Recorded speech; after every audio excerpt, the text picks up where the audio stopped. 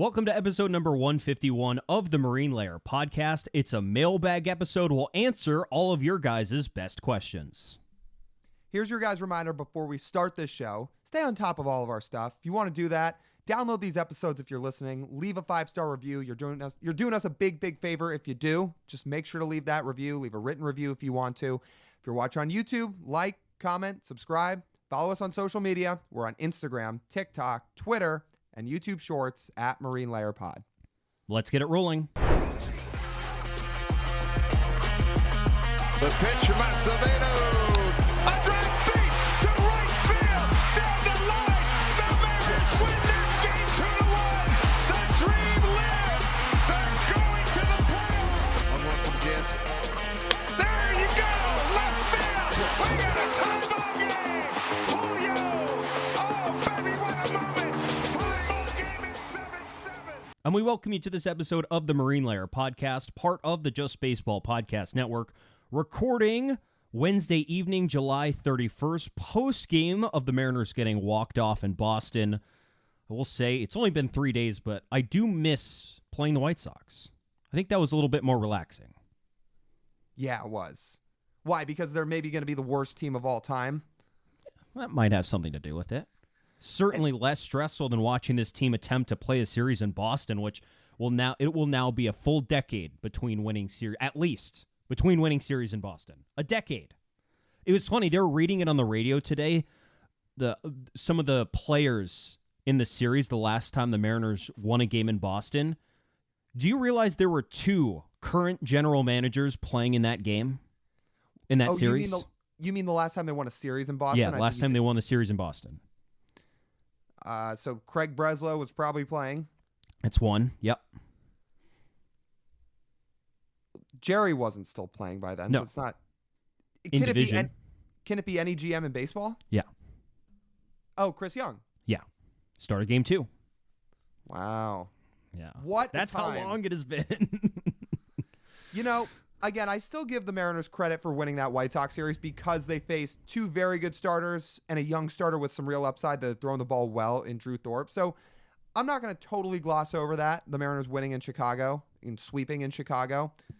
But they got to find a way to start beating some of these competitive teams. They have to. They're 4 games under 500 against teams that are over 500 this year. That's not great. It's not awful, but it's not great. And they're actually going to have some advantage over the Phillies this weekend because you look at the Phillies and the Mariners on paper and it's, well, these can be the 2 best rotations in baseball. But where the Mariners actually luck out this weekend is they miss Aaron Nola and they're not facing Ranger Suarez because he's on the IL. So they face Tyler Phillips and Colby Allard the first 2 games. There's actually a chance there to take that series. But again, you have to start capitalizing. You just have to. Yeah, you do. It was stressful this week. Just playing in that ballpark, sort of the feel of it. So this is going to sort of relate to our first mailbag question. We'll get to our mailbag here in a few. But Fenway is the second best run-scoring environment in baseball this year, which is not shocking given some of the hits the Red Sox have where they could literally hit a ball that's like an expected batting average of below 100, and it would just go off the monster for a double. Boom, boom, boom. And there's not much the Mariners pitchers could do about it. But certainly a lot more stressful. We didn't see any dominant outings from any Mariners starter or really reliever this weekend. It was not a great weekend for the bullpen either. And, sort of disappointing that a team that we feel like the Red Sox are on the Mariners' talent level. But this season, it just seems like the Red Sox, especially in this series, sort of just found a way more often than not to come through against this team. Well, and we talked about Monday's game on Wednesday's podcast, releasing technically today when we're recording this on Wednesday, but when we recorded it after Monday or after Tuesday's game, where Logan Gilbert just kind of got screwed on a pitch, and there's not too much you could do about that. But the lack of execution, I would say, from some of the Mariners pitching was troubling. And then in Game 3 today, they were sort of hanging on by dear life and had Jonathan Diaz pitch in the 10th inning with some other guys available, which was disappointing. He comes in and Rafi Devers walks it off. And it's it was just a frustrating series. Mitch Garver had one of his worst, in a bad season for him, had one of his worst games of the season on Wednesday, and it's just disappointing. So back to your point, Lyle, about needing to play better against 500 teams. Yeah, it's got to start this weekend, because eventually, to make us all feel comfortable, they got to put some distance between themselves and the Astros again. They finally willed themselves back into first place this week, a game lead entering Wednesday's game. But, I could go, who knows what that's going to look like on Friday as well. It's going to require a winning streak, and winning streaks are going to require beating good teams like they did earlier in the season when they built a 10-game lead. And unfortunately, some injuries have nagged the lineup a little bit on this road trip. The pitching, on the road has been well documented. It has not been as good as it's been at home. That's a plus for this weekend, but a minus for having to go and play teams like the Red Sox, who hit a lot, and they hit a lot against the M's this weekend. Yeah. Look, I want to give the Mariners offense some credit here, because the first 5 games of this road trip, they scored 40 combined runs. So they really did break out, and they showed some real life. Now, you can't do that all the time, and as a result, on Wednesday, they didn't. They scored 2 runs. But overall, I think it was actually a fine road trip. A 4-2 road trip is a fine road trip. It just would have been very nice to see them get that game on Wednesday. So, they're not coming back from this thing 1-5, where they lost 2 of 3 to the White Sox. Then we'd be having an entirely different conversation. There's reasons to be excited. These trades have clearly, in a very short time span so far, helped. Not just help the offense and its production, but help the energy of the team too. But that doesn't change the fact that you have got to start taking advantage of competitive teams. And the Mariners are going to have a stretch here where they're playing a bunch of competitive teams. They're going to play the Phillies. They're going to play the Mets, et cetera, et cetera. And you're going to, the Tigers aren't great, but they're honestly not a pushover either. So you're going to have to find a way to take advantage of some of these competitive teams, and hopefully at home, with your pitchers at home, you do that. I do worry about Gregory Santos just a minute here on that, just because you're now talking about this season. He has endured a lat injury, a knee injury, and now he has a bicep injury. We don't know the extent of what the bicep injury is yet. Here on Wednesday, he's going to undergo an MRI, but it's been a season of bad luck for him, I'll tell you that. And the Mariners can't really afford to lose him. The high leverage bullpen arms are few and far between. And you felt that this weekend. They're really the only time the Mariners were truly able to put out the fire with the bullpen was Game 2 with Garcia and Munoz pitching back-to-back innings. That was it. That was the only time all weekend a reliever from the Mariners bullpen came in, and you felt comfortable about it. Which, if you're going to have to go on the road down the stretch and in the playoffs, that's not ultimately gonna help you out very much. It stinks, and we want Gregory Santos to pitch, but this just feels like it's going to be a lost season for him. This is technically, I guess, his 3rd injury of the season for spring training, and then the 2 injuries in season. This is his third injury.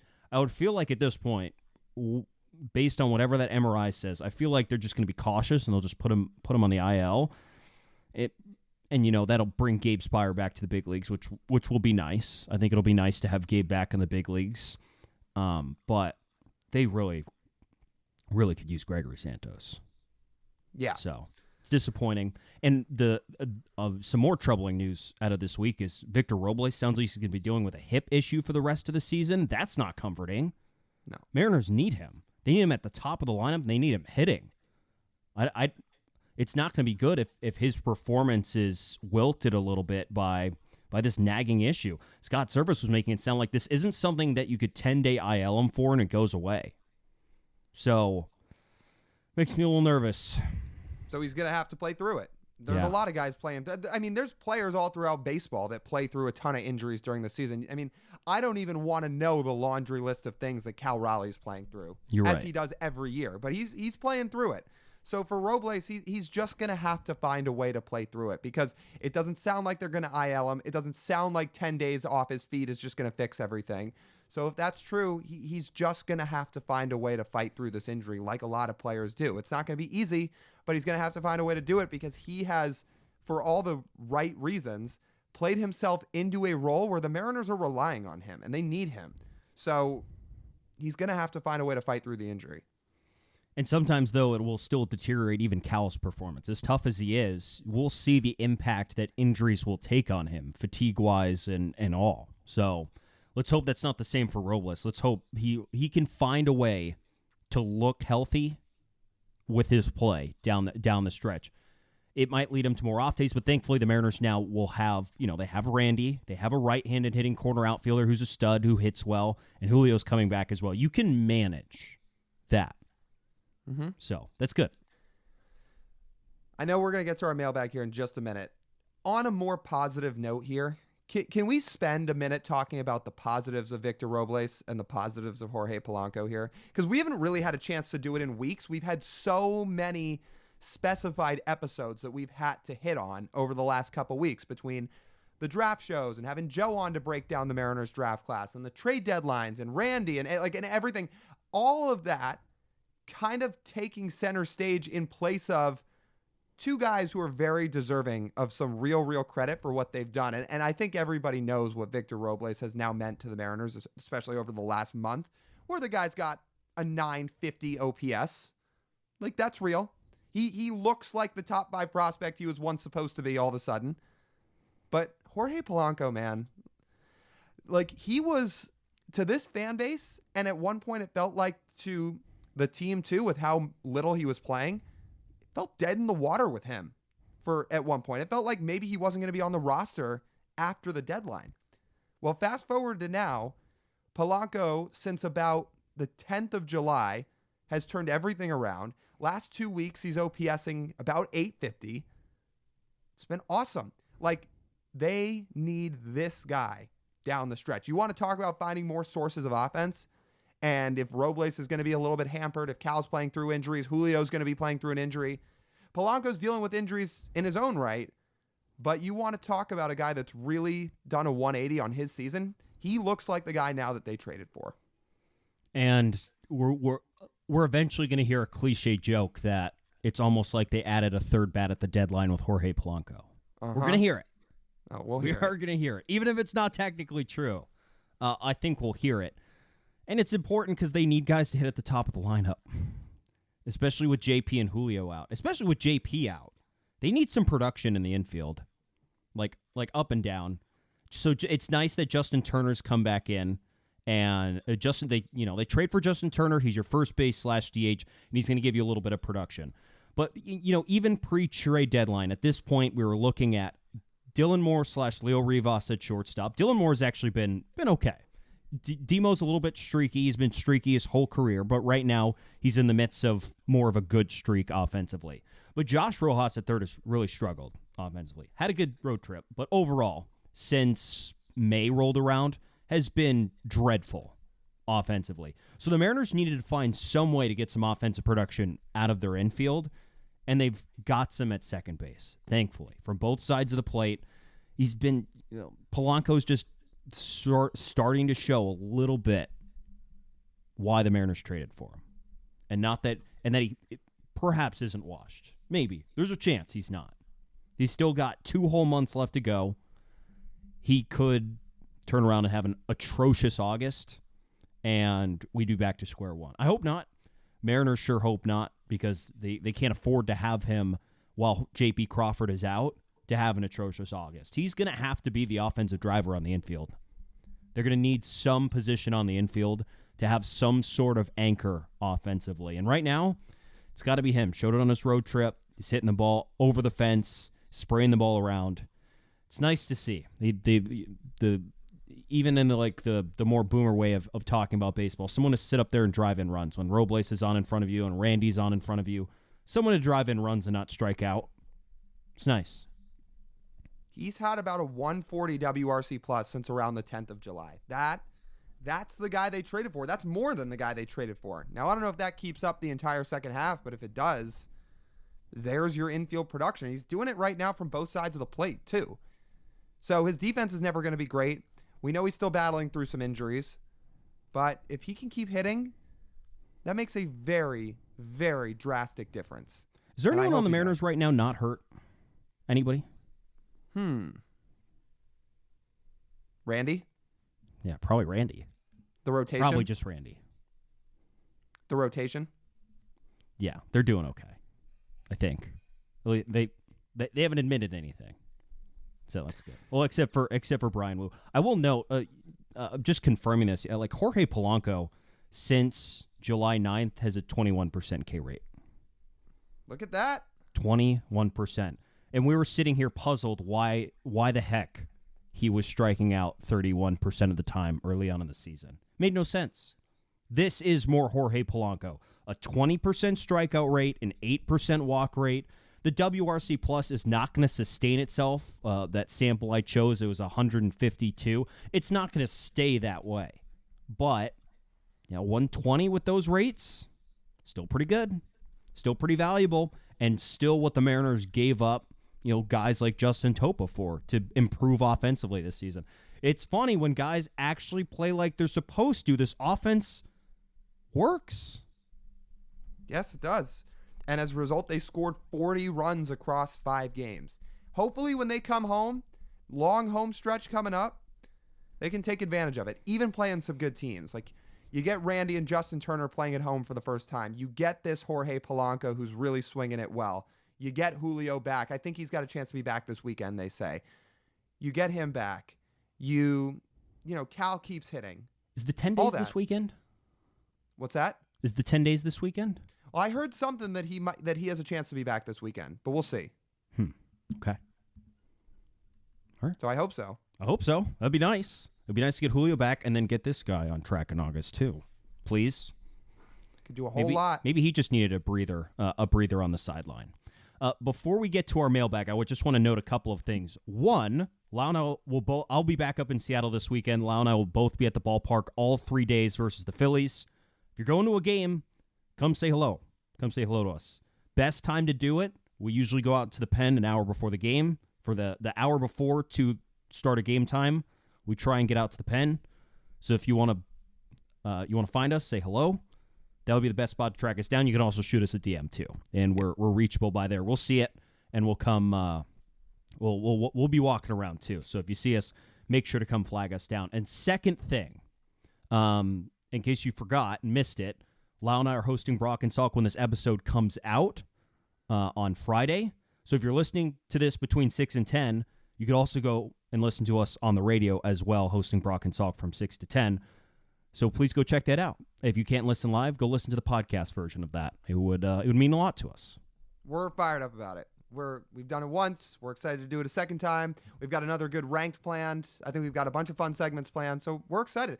Now that there's Seahawks training camp in full swing, they're actually going to have us talk some football too. So we're mostly going to do Mariners. Like that's probably why we're there for the most part. But we're going to do a little bit of both, so you can hear us talk about both. We are not a one-trick pony, even though maybe by tuning into this podcast you might think that. So. Okay, quick sideshow. Is Geno Smith a top 10 quarterback in the NFL? Not quite, No. but not far That's off. a hot take. No, I'm kidding. You get some pushback about that. He's good. He's good. That's for sure. And okay, you know well, what? that's your warm-up. That's your warm-up for Friday. Okay. Congratulations. There we go. And if you're not there pregame and just want to meet up during the game at some point, again, like we'll be walking around at some point, and you can send us a DM, all that stuff. So, and I'm sure we'll be doing fan questions out in the pen too. So if you want to hop on the mic, there's your open invite. Bring some ideas. Yeah. Let's get into let's get to the mailbag in a second here. Before that, let's take a pause. We're going to talk to you guys about our friends over at Pagach's Pub 85. If you're not going to the games this weekend and you want a place to go watch, you can head over there. Grab your friends, plan an outing. There's 20 TVs in that place. You can watch the Mariners or any other sporting events that are going to be on. And if you want some great drink specials along with some awesome food, well, there's awesome food regardless, but drink specials. It's Monday through Friday from 2 to 6 p.m. Happy hour. Drinks are $3 and $4. Yeah, $3 and $4. Those are good deals. So all of that is over at Pagach's Pub 85 in Kirkland. All right, mailbag. Let's get to the mailbag. Let's start with a question from typical_Ethan on Instagram. And the question is, seriously, is it worth moving the walls in at T-Mobile Park? Pros and cons of doing that. Pros, it would certainly help the offense. Cons, this team is built on great starting pitching, and if you move the fences in at T-Mobile Park, who's to say their home road splits don't all of a sudden become a little more even and they pitch a little more similarly to how they do on the road? How much would it really improve the offense? I'm curious. Like, really, how much do you think it would improve the offense? Yeah, so this is the thing.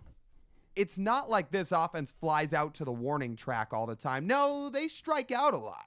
They don't put the bat on the ball a lot. So I don't know how much moving the fences in helps. I think, if anything, the batter's eye needs to be changed. Right, and this question doesn't include that, so we're not touching the batter's eye. It's only the fences. So I'm not sure, really, how much this actually helps your offense. All I think this does is piss off your pitchers. And you know what? Your pitchers are the best part of your team. So as of right now, yeah, I think the biggest con would be keeping Logan Gilbert, George Kirby, Luis Castillo, Bryce Miller, Brian Wu happy, and your bullpen, and keep the fences right where they are. They already moved the fences in a decade ago. If you look at the dimensions of T-Mobile Park, they're very normal. They're normal dimensions. They're about as standard dimensions as you can have in Major League Baseball. So moving the fences in, I don't think would have the effect you would want it to on the Mariners offense. Because guess what? They moved the fences in to improve the Mariners offense. Was it 2013? Mm-hmm. Here we are 11 years later, and the offense still stinks. So, do you remember how crazy those dimensions used to be at yeah, T-Mobile they were Park? large.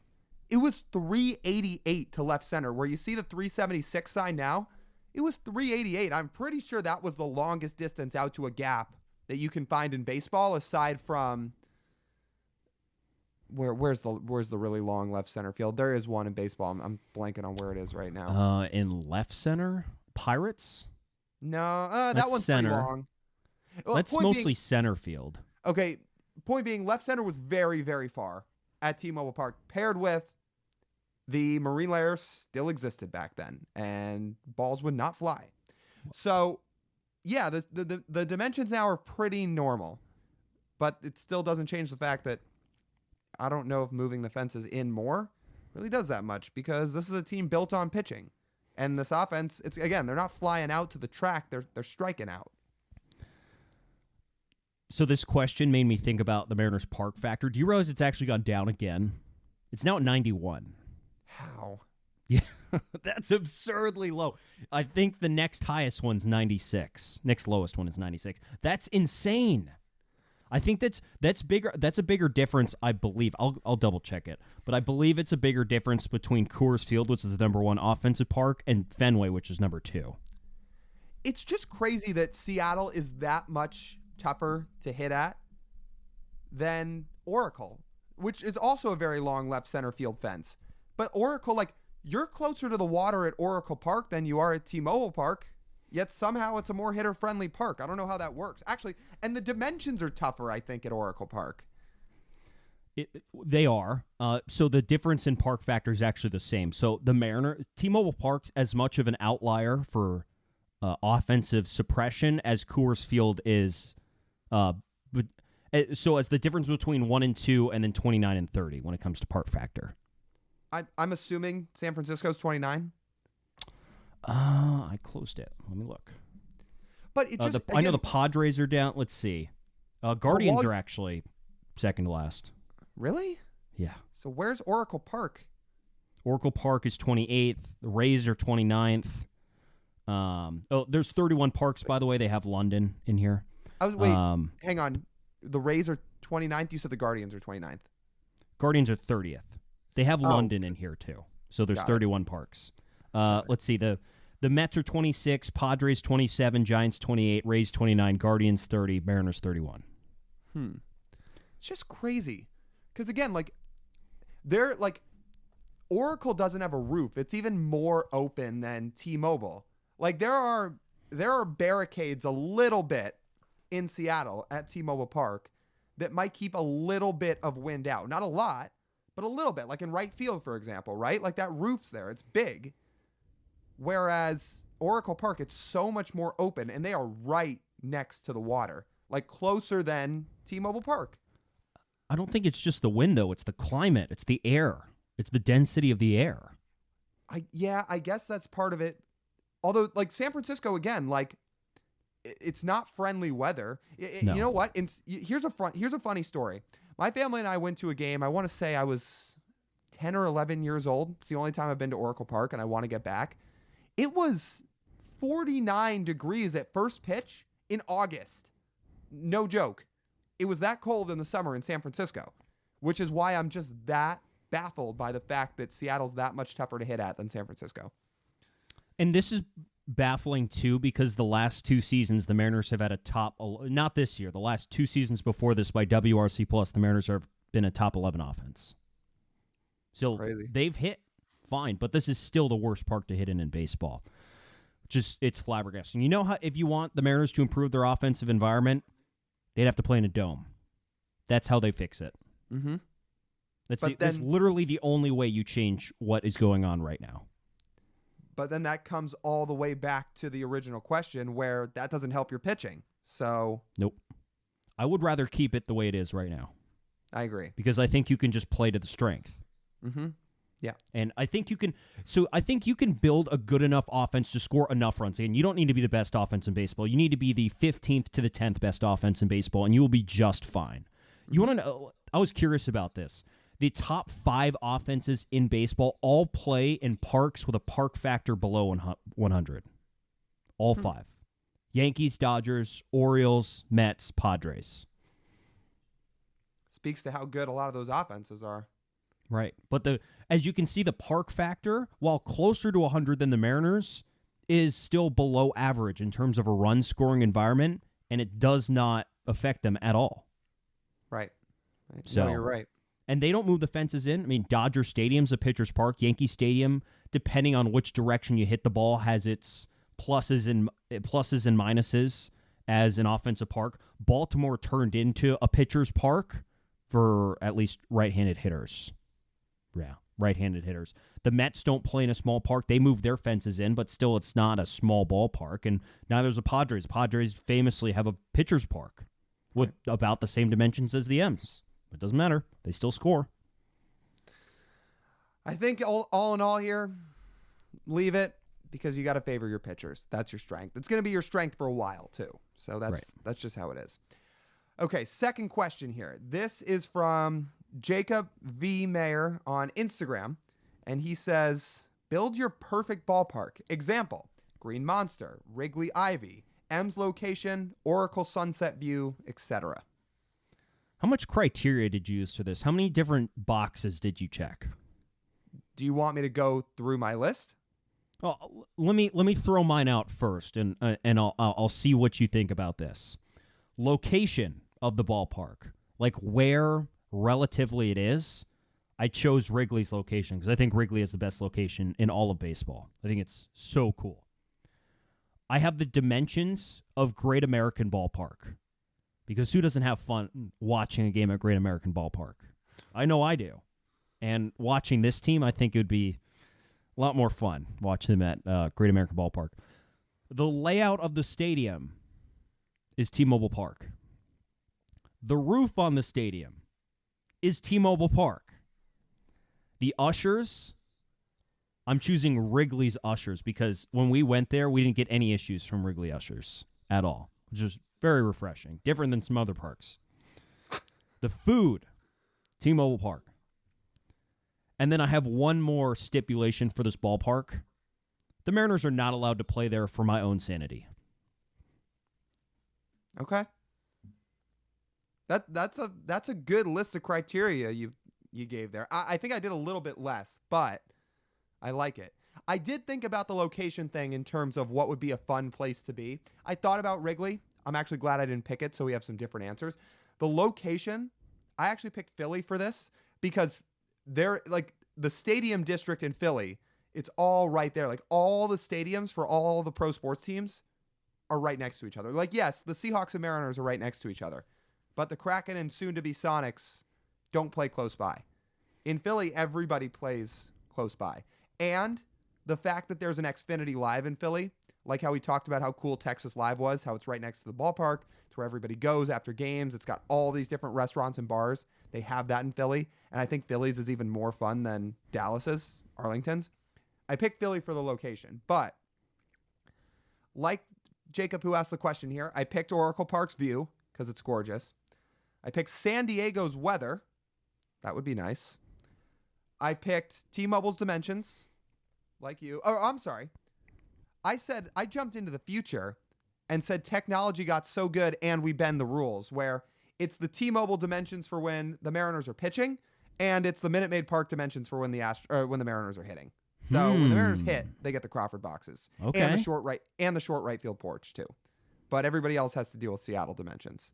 Okay. So I did that, and then I also had T-Mobile Park's roof, because build a roof on your stadium. Period. Yes. I like it. Okay. What did I leave out that you had? Yeah, you didn't. I didn't have anything in there about the ushers or the Food? food. I mean, T-Mobile Yeah. Park's food is pretty amazing. I don't know. Like, I'd need to have more food at more parks, but no park has the diversity of food that T-Mobile Park does. No. If they do, I haven't tried it / been to the park enough to try all of them. Right. Like Yankee Stadium's got some things that are, on people's bucket list, right? Like the Judge Burger, although that's like $100, right? Whatever it is. No, it's not. No, it's like I think it's like $25. They only make at first they only made 99 of them, and now I think they sell unlimited or however much they have. Got it. Well, so there's some things like that at other ballparks that can be iconic things to try. Everybody talks about the Dodger dogs at Dodger Stadium, although I've heard some people say they're actually not that good. I guess we'd have to try it for ourselves. I've never been to Dodger Stadium, so whenever I get there, I'll have to give it a shot. But yeah, I don't know if Seattle really has anything like that, but the diversity of food for sure. Like everybody who goes to the ballpark and wants ballpark food has something to pick from. So that's nice. Right. Now, I wouldn't choose Yankee Stadium food because like everything in the ballpark, it's just so corporate. Just no like, what's the right word? Flavor. Yeah. Flavor. The Mets are the blue collar team of New York. That's for sure. The Yankees are the corporate team. Yeah. Oh, 100% certainly. So I like our stadiums. Where was your location? I said Philly. Oh, you said right. Yeah. Yeah. Works out. Because it's right next to everything. Yeah, that's good. Cool.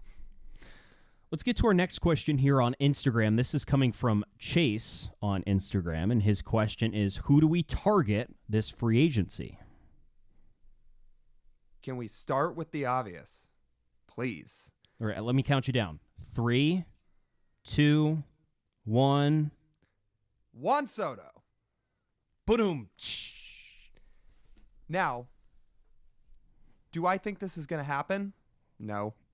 This isn't like the Kyle Tucker thing, because that's happening. But anyway, the Juan Soto thing is probably a pipe dream. That being said, if I were the Mariners, I would outbid every team by $100 million for Juan Soto this winter.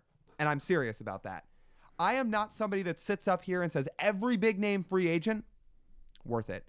I was no proponent of giving Xander Bogaerts an 11, 12-year contract. I was no proponent of the idea of giving Cody Bellinger 10 to 12 years when that idea was being floated out this winter. Never. Because some of these guys and these contracts are not worth it. You will not find a better free agent in the next 5 free agent classes at least. It could be more than that, than Juan Soto. And not a better bat, that's for sure. And he is 26 years old. How often do you find guys that debut at 19 like he does? There are good guys that'll debut at 21. Gunnar, Julio, Bobby Witt, not 19. And Juan Soto is going to hit free agency as a 26-year-old. You could give that guy a 13-year deal. And he might be good for all 13, because when he gets to be 38, 39 years old, he still might be putting up a 115, 120 WRC plus, because he is that good a bat and he walks that much. If I were the Mariners, I would outbid every team by $100 million for Juan Soto, because he's worth it. And that contract won't pay for itself quite like Shohei's will, but it's close. It will pay for a lot of it. Here, so let's do some negotiations for Juan Soto here. So we'll start at $700 million. I will also, as part of the Seattle tax to get people all the way up here to the Pacific Northwest, I will also name Juan Soto principal owner of Root Sports. Congratulations, Juan.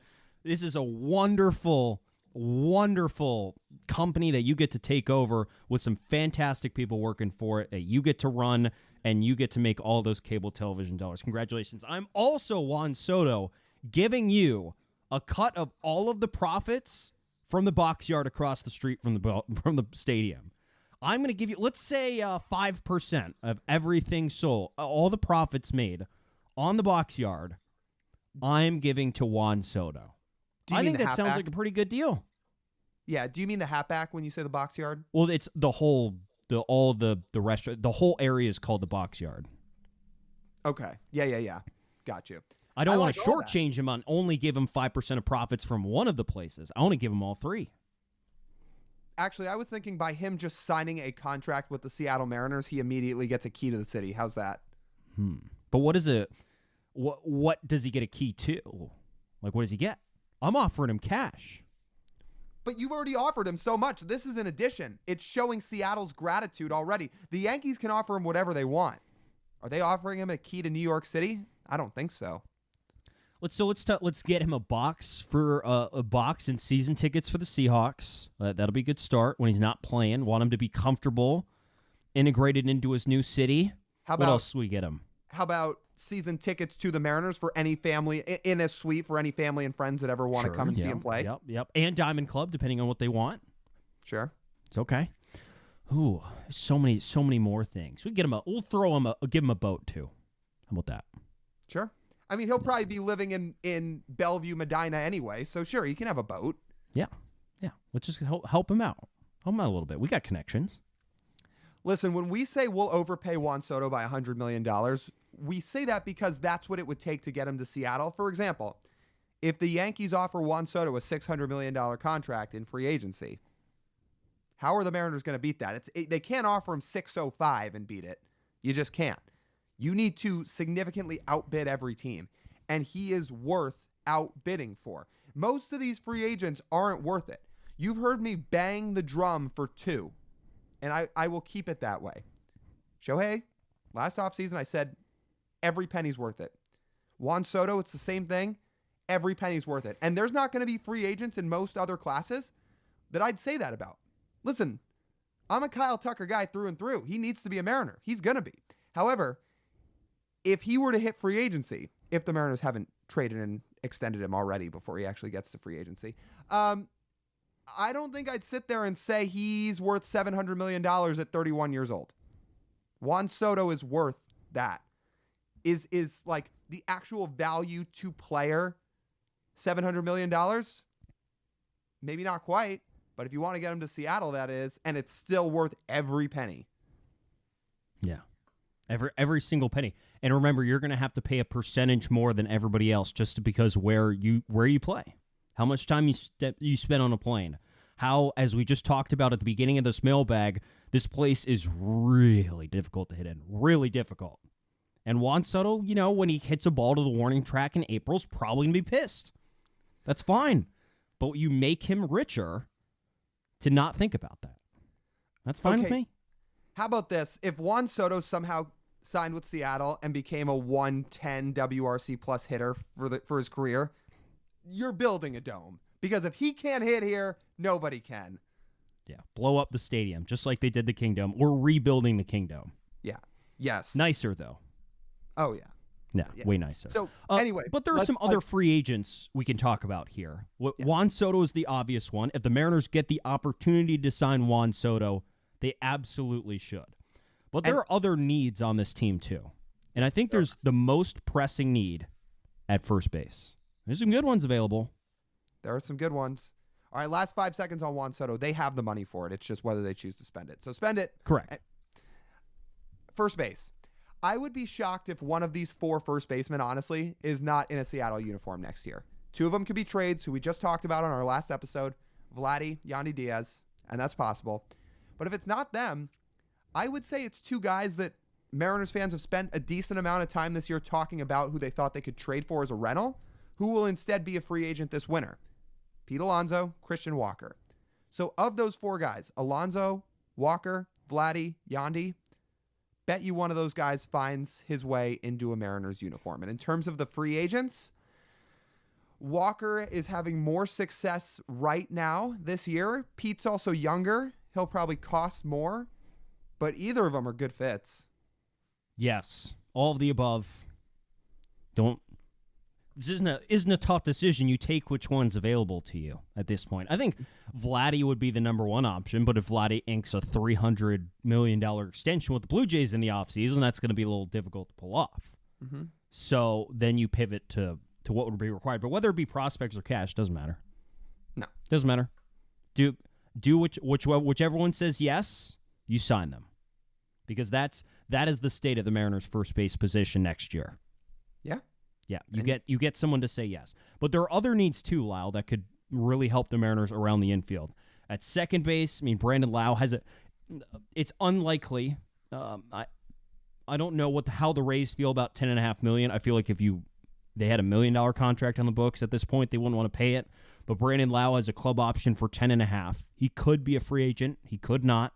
So depending on how the Mariners see their roster next season, if he was a free agent, they could think he's an option. Mariners also might have a need at third base next season. Willie Adames could slide over and play third base. Hasn't played third base as a big leaguer, but I think if you pay him enough money, he could. He usually plays more up the middle. Or you could sign him and have someone else currently on your roster play third base. You could Alex Bregman if you feel like that could work based on where he had played in the past. And you could make the price work.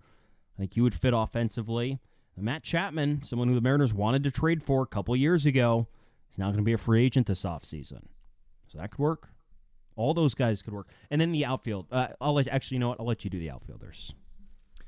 Yeah, and Chapman's always interesting because, again, like we talked about how polarizing his batted ball profile can be. But he's had a solid year, and we'll see if he opts out in San Francisco or not. But that would be interesting. I'll get to the outfield in a second, but just to respond to the guys you listed off, do you feel like the Rays might pick up Lau's option just so they can make sure to get something back for him? Because Lau actually has a couple club options in that contract. So if somebody were to trade for Lau, they would have some club control. Would the Rays say, okay, let's pick this up because somebody will trade for him and we can get something back? I didn't think of that. So, yes, that is what the Rays are going to do. Yeah. I could almost guarantee that now.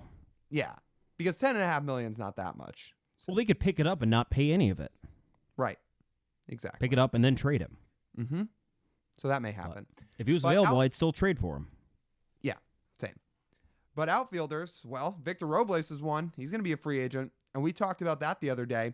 We don't think he should cost that much. And if you're the Mariners, you brought him back on some demo type of contract, 3 years, $9 million, you should do it. Because either you get a great deal out of it, or if he really doesn't play well, then it's not that much money to lose to let him go anyway, or trade him somewhere else. Yeah. So that's one. But guys, outside the organization, we said Anthony Santander, that would be awesome. He is lighting the world on fire this year, especially with his bat. And then Max Kepler. Yeah. Santander sounds really good. I thought he struck out more than he did. It's only like 18%. Oh, I can already picture it, Lyle. Anthony Santander finishes the 2024 season with a 19% strikeout rate. Comes to Seattle in 2025, gets paid a lot of money, and ends next year with a 28% strikeout rate. Sorry, I thought you had the year wrong, but you were saying, finished 24, then comes to Seattle in 25. Yeah. After signing Juan Soto, who goes from striking out about 15% of the time, also to 28% of the time. Well, we'll bump Juan up to 31. Could you imagine? Could you imagine Juan Yes, I Soto? could. He's like the This one guy. franchise? He's like the one guy where I can't imagine it. Like his approach and his discipline is actually just too good. If he struck out 31% of the time, he's literally walking into an ownership board meeting and saying, "We got to do something about that damn batter's eye. Fix it right now." Mm-hmm. You know what they would fix pretty fast? The batter's eye. Yeah, because they'd say, well, it costs $700 million for Juan Soto. How much would it cost to fix a batter's eye? Not that much. No. Couple $1 million, right? Nope. And if that were the case, it's like, blow it up. Yeah. There's going to be plenty of time for free agency talk moving forward, obviously when the season ends too. But I know everybody's already thinking about it. We're now already thinking about it. So, yeah, it's a good question.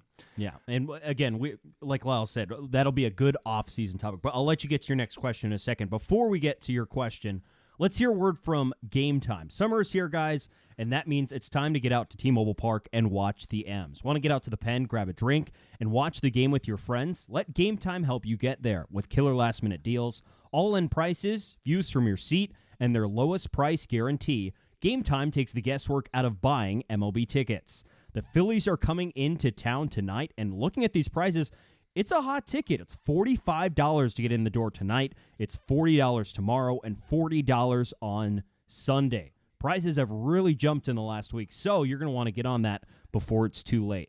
Get a panoramic view of your seat and toggle the all-in pricing feature so you know how much you're paying and what the view is before you buy. Your purchase is covered with the most flexible customer service policy in the ticketing industry. Take the guesswork out of buying MLB tickets with Game Time. Download the Game Time app, create an account, and use code JUSTBASEBALL for $20 off your first purchase. Terms apply. Again, create an account and redeem code JUSTBASEBALL, JUSTBASEBALL, for $20 off. Download the Game Time app today. Last-minute tickets, lowest price, guaranteed.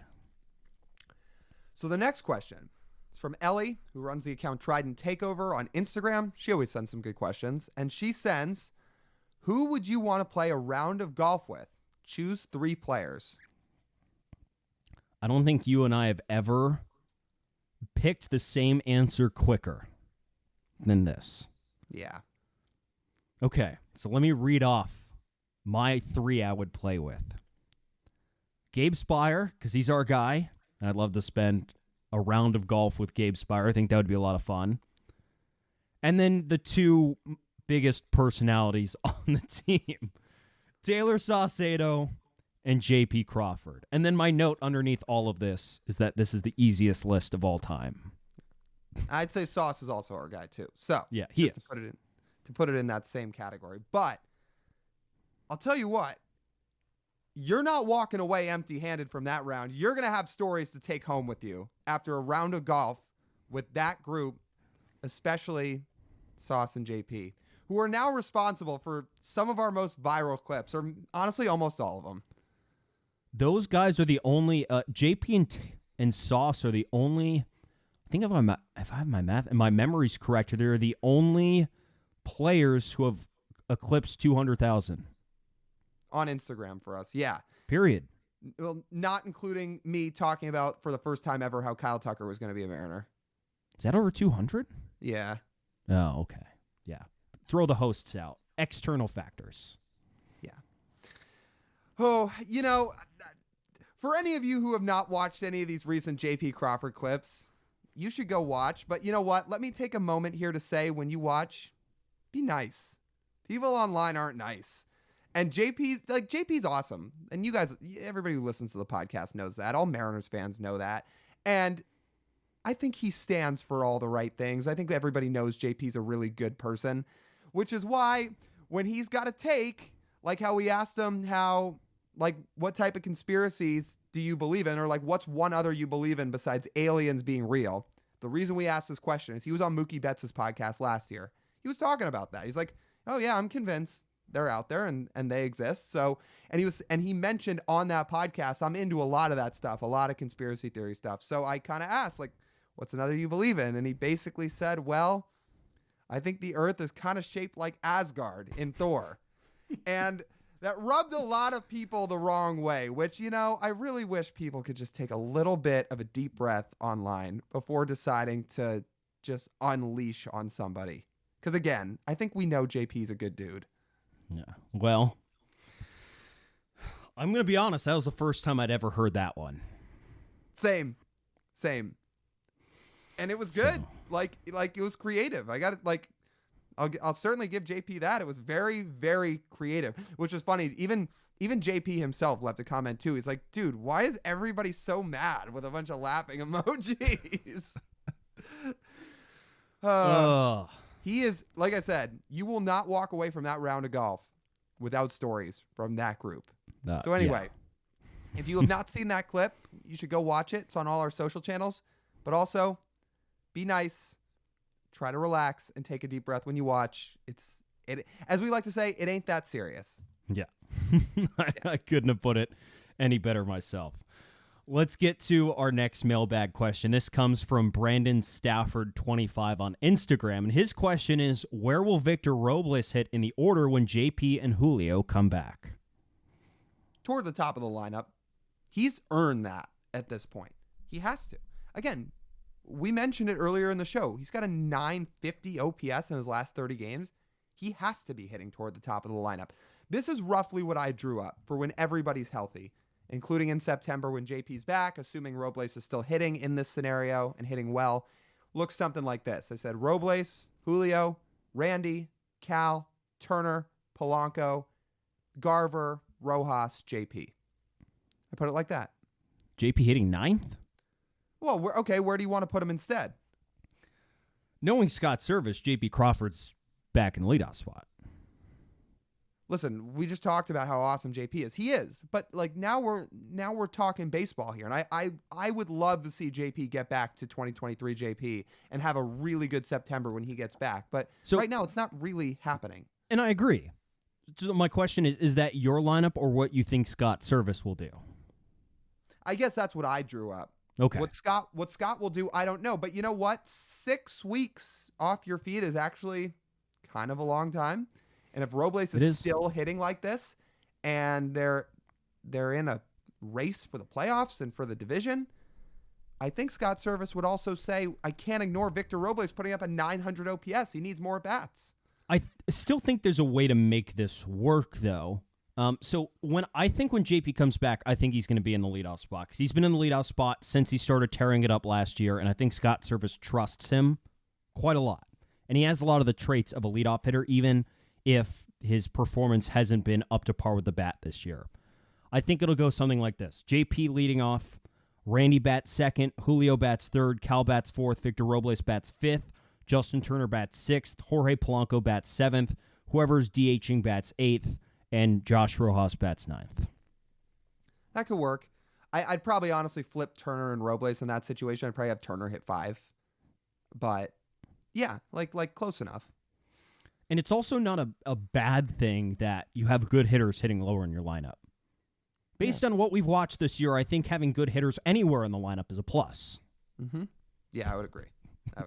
So I don't know. Again, that's probably how I would draw it up, the lineup I wrote out, but I'm not Scott Service. Scott might see something different and want to do something different. But he could. Point being, being, it'll be a good problem to have if he's sitting there and legitimately thinking if JP Crawford should still be the leadoff hitter. Right, because that means Robles is still going off. Yeah.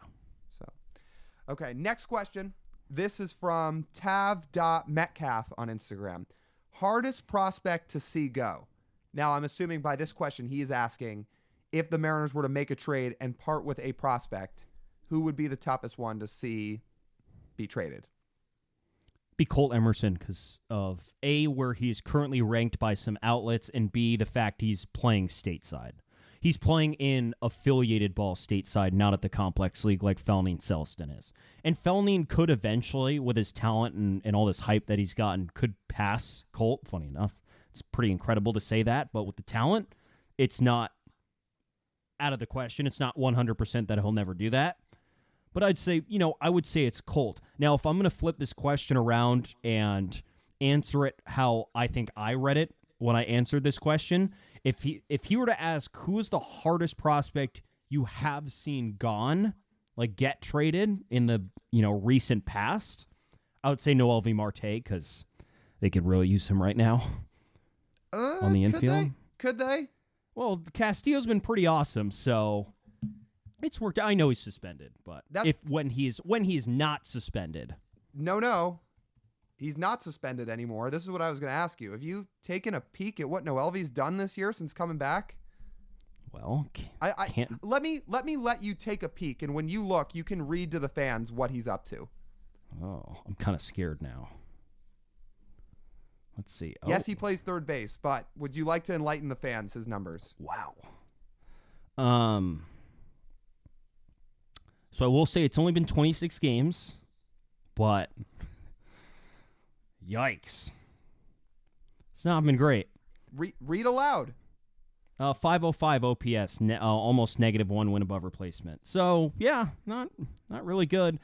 Lyle, I think I was thinking a little bit more along the lines of what he was doing last year before he got suspended, where he had a 316, 366, 456 slash line, 822 OPS in 35 games. I think that's what Mariner fans would miss, not what he's doing after a suspension this year. Now, and you could say, well, he was juicing. Well, I can't argue that. But you know what? As you and I have said sometimes, it's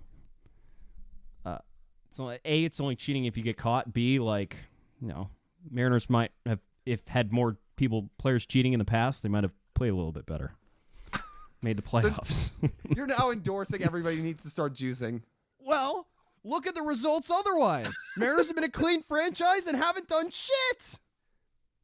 Oh, well, they had Robbie. They had Nelson Cruz. That's true. Yeah, that's true. And still didn't make the playoffs. Well, and Noelvi. I think, Noelvi was in the org at the time. Wow. No, he was not in the org when they made the playoffs. He 2018? was traded for Luis. 2018 when everyone was juicing? Oh, he was just signed. He'd just been signed. Yeah. But who knows what he was doing then. It's true. Anyway, I'm not really interested in like a 37 WRC plus hitting Noelvi Marte coming off a suspension, to be honest with you. Okay, then I'm thinking of what he did last year. But still, among the best prospects they have given up recently, he would be the one you miss the most. Yeah, that part's true. Because Edwin Arroyo hasn't really done much since he got traded, which is funny. Like, when Edwin Arroyo got traded, there were people starting to say he might be the best prospect in the Mariners organization at that time. Jeff Passan said that on Brock and Salk, I remember. But he hasn't done much since then. No. He's not even really a top 100 guy anymore. And those pitchers they traded, like, Mariners developed pitching so unbelievably well. Like, you could get over trading Brandon Williamson and Connor Phillips. But Noelvi Marte, he was a top international signee. He was rated very highly throughout the minor leagues. And, there's still hope that he's going to be a very solid big leaguer and a very solid hitting big leaguer. Like, remember, he's young. So he's got time. Yeah, he does. Dude, Connor Phillips got sent back to the complex league this year. He was having mechanical so he got issues. Manoa'd? Yeah, now he wasn't in the big leagues for the most part this year. In fact, he hasn't been in the big leagues at all this year. But he has a 10-11 ERA in AAA Louisville this year, and it got so bad to the point where like the Reds said there are mechanical things that he needs to work on, and they sent him back to Arizona. So he has a 10-11 ERA in AAA this year and a 2.26 WHIP. Well, so in case you're wondering how the Castillo trade's going. Well, he was the Geno Winker trade, but still. Well, trading with the Reds. Yeah, exactly. Like Levi Stout made his way back to the Mariners because he didn't do much. Brandon Williamson's been very okay since he's been traded over to the Reds. Like, yeah, the Mariners actually haven't lost any prospects recently that they're absolutely shedding tears about. Actually, Brandon Williamson hasn't pitched all year, but yeah, there's not a lot of prospects they've lost recently that are just heartbreaking. Now, if you want to go ever, Adam Jones, Pablo Lopez, Freddie Peralta. I was going to say, if you do like the last decade, it would all be like post 2021 because the Mariners didn't have any good prospects from 2018 to 2013? Almost none. Do you count Kyle Lewis because he won Rookie of the Year, or do you mean just solely as a prospect? Prospects. Yeah. Because Kyle Lewis in that time frame, he when they had initially got drafted, wow, amazing. Then he tore up his knee. Mm-hmm. Right. So most of his prospect, a good chunk of his prospect luster went out the window when he did that. Yeah. I think in terms of the original question, again, I don't know which way he's asking it. I think it's about which prospect will be the hardest to go right now, but I would say Colt Emerson too. Now, I think on another episode, I might have said Felnine slightly over Colt. I think it's close, but Colt's a little closer than Celestine. Celestine just unfortunately endured another wrist injury. We don't know what the extent of it is yet. We haven't heard any further on it, but again, Colt is in affiliated ball. And also for those who might not know, Colt Emerson, as of Wednesday morning, has a 35-game on-base streak in Modesto. That guy's pretty good. And Keith Law has him as his number 5 prospect in baseball as a 19-year-old in low A. I think that guy's going to be pretty good if everything keeps up. And he's doing it while not hitting for a ton of power. Mm-hmm. Like, imagine when he actually starts hitting for consistent power. So I think I will over that bet- stretch, his slug's only like, 430? Something like that. Yeah. It could be a lot better. Point being, we're probably going to see Colt Emerson and Modesto by the end of the year. Sorry, Or in Everett by the end of the year. People are going to have very good reason to get out to Everett here in the next couple months because Lazaro Montes is there. Colt Emerson should be there soon. We assume Jurangelo Senja is going to be there. That's going to be a fun team to go watch. Yeah. I agree. Next question comes from Mitchell Hopkins on YouTube, and his question is, what is your ideal playoff rotation if they started today? So this is our second to last question, by the way, in the mailbag, just so people know. But Logan and Kirby, 1-2 is obvious, I think. You have to go with those two. What order? I'd probably go Logan first. How about you? I put Kirby first. I think it works out because in a 5-game series, Gilbert pitches game 5. In a 7-game series, Kirby pitches game 7. So it works out either way. You get one of those two. Yeah. Do you have a preference, though? At right this very second, Kirby. Okay. For the third guy, I don't know if you're going to crucify me for this or not. Based on your language, the words that just came out of your mouth, I have a feeling of what you're about to do. Okay, in a 5-inning sample, I would probably say Brian Wu, but if you need somebody, okay, no, it's No. okay, it's Luis, it's Luis. But Were you serious? well, okay, but in like a 4-inning sample this year, if you talk about like the first 4 or 5 innings, who has actually dominated hitters more this year? That's what I'm getting at here. Okay, Has well, Luis- Brian Wu in his very, very small sample of what he has pitched this season. Correct. What's the difference in innings between those two? Drastic. Absolutely drastic. Right. But I am talking about swing and miss, walk rate, hard hit. Like, I'm sure we're gonna get comments of some people calling me crazy. I don't think it's that crazy. Now, Brian Wu's never worked into the 7th inning in his career. So that plays into this in terms of longevity. But like I don't think it's a hot take to say when they have been on the mound, who has overpowered hitters more this year? Brian Wu or Luis Castillo? Like, pull up their Savant pages. Tell me what the difference is. I'm just saying. I can't in good faith do that. I can't. So if that's the case, then Wu needs to piggyback somebody on one of these starts. That's what I do with him. I'm sorry to and and just sitting here looking at his game logs, Lyle. So Wu overall in the season in the small sample he's pitched is good. Over the first 5 innings of a start on a rate basis, Brian Wu has been better than Luis Castillo. But I mean, if you just want to peel back the curtain and look a little bit about who he's facing, I mean, it's the A's, it's the Royals. They played him at T-Mobile Park. The Royals don't hit on the road. He did pitch well in New York against the Yankees, but we know that's a shaky offensive team outside of 2 bats. He faced the Nationals. He faced the Angels. He faced the A's again before he got lit up by the Guardians. He got hurt against the Rays, and then he faced the Angels again where he got lit up. So it's like it's not all sunshine and roses, and their ERAs right now, Lyle, are actually kind of similar. So, okay. No, there's a run separating it. Sorry, I thought it was a 3 in front of it. 2.35 for Wu, and like a 3.3 for Castillo. But no, I can't do that. I can't. So especially then, after what Castillo has shown you in the playoffs. yeah, and that plays a factor here. I don't love the fact that he's getting hit very hard this year.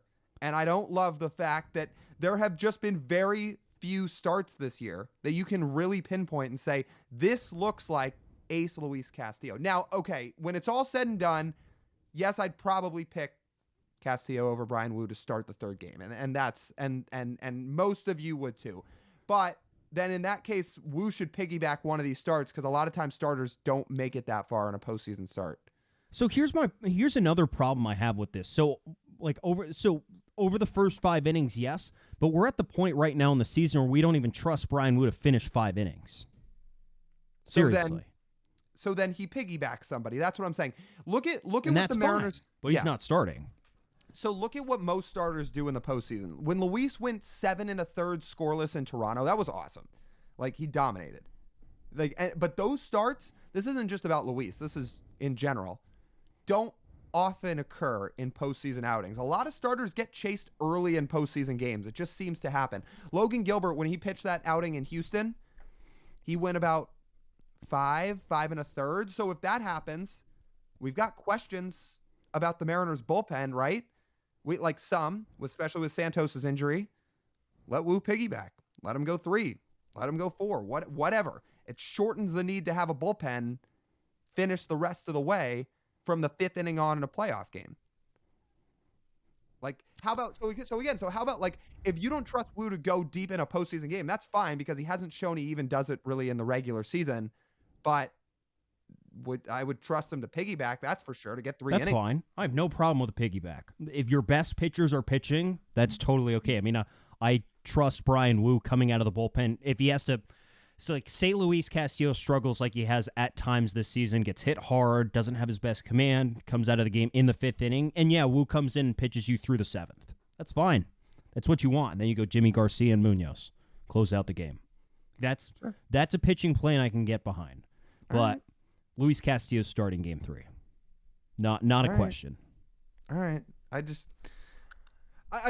sure we're gonna have people that disagree, and that's fine. Like, I will once again say that while I would still probably pick Castillo to start game 3, that I don't think it's that hot of a take to say that in the samples each of them have, in terms of who has overpowered hitters more this year, it's been Brian Wu.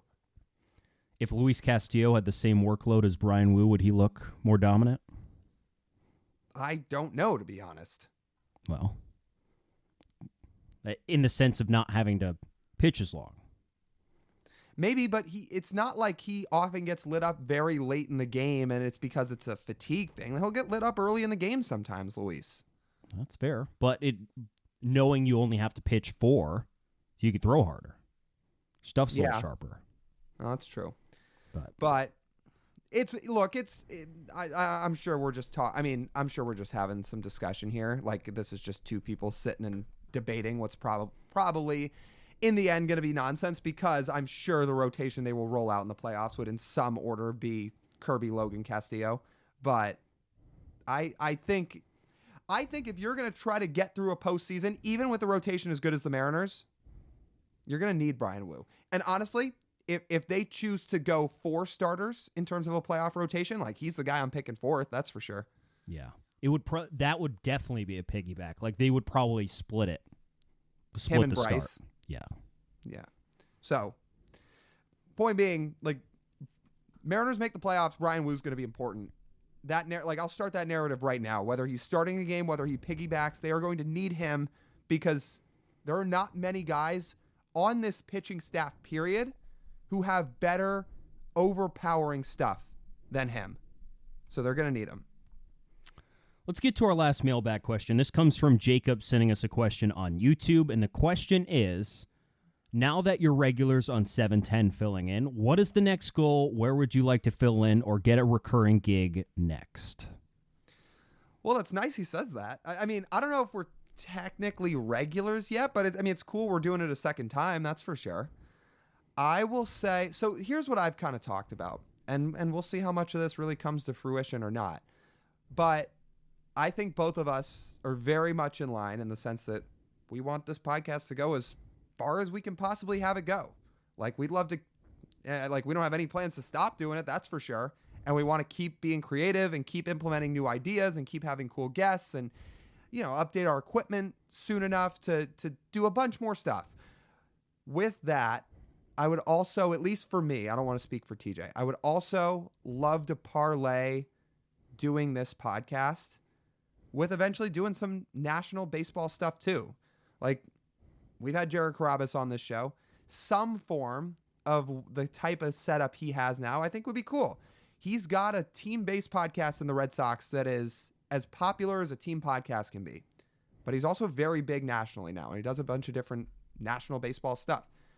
I'd love to do something like that, where we've got this podcast. Hopefully we keep getting to fill in on the radio when they allow us to do so, because it's really fun and to have that presence. But some form of national stuff I'd love to do too, whether it's a national baseball podcast or just like national social content with, some of the stuff we do with players or fans. If we were going to do that on a national scale for an outlet, or if we started it on our own, something like that. But like, I'd love to do both.